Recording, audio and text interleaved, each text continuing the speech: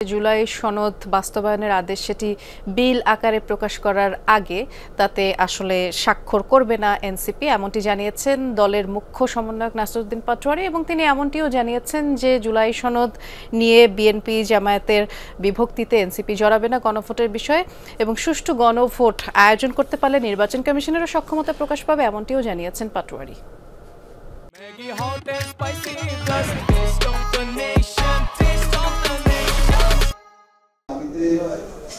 জুলাই সনদ বাস্তবায়নে জাতীয় ঐকমত্য কমিশনের সুপারিশ নিয়ে আনুষ্ঠানিক প্রতিক্রিয়া জানাতে দলের কেন্দ্রীয় কার্যালয়ে সংবাদ সম্মেলন করে জাতীয় নাগরিক পার্টি এনসিপি।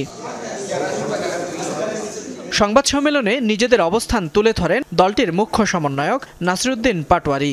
জুলাই সনদের আইনি ভিত্তি নিশ্চিত না হওয়া পর্যন্ত তাতে স্বাক্ষর না করার দলীয় অবস্থান পুনর্ব্যক্ত করেন তিনি। ডক্টর ইউনূসের অধীনে যে কনসেনসাস কমিশন রয়েছে বা জাতীয় ঐকমত্য কমিশন, এই কমিশনেই বিলটা অথবা আদেশটা জনগণের সামনে ড্রাফট আকারে হাজির করতে হবে। ড্রাফট আকারে যখন হাজির করবে তখনই আমরা এটা দেখে এনসিপি স্বাক্ষরের উদ্যোগ নেবে।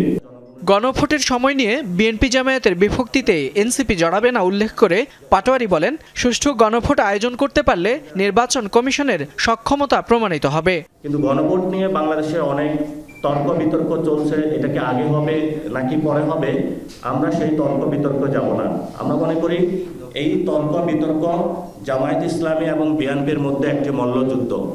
এই মল্লযুদ্ধের মধ্যে জাতিকে অংশগ্রহণ করিয়ে জুলাই সনদের যে আইনি ভিত্তি সেটার বাস্তবায়নের ক্ষেত্রে কোনো বাধা সৃষ্টি করা যাবে না। এদিকে এনসিপির রংপুর বিভাগের মহানগর, জেলা ও উপজেলা আহ্বায়ক কমিটি গঠনের লক্ষ্যে চলছে সাক্ষাৎকার কার্যক্রম।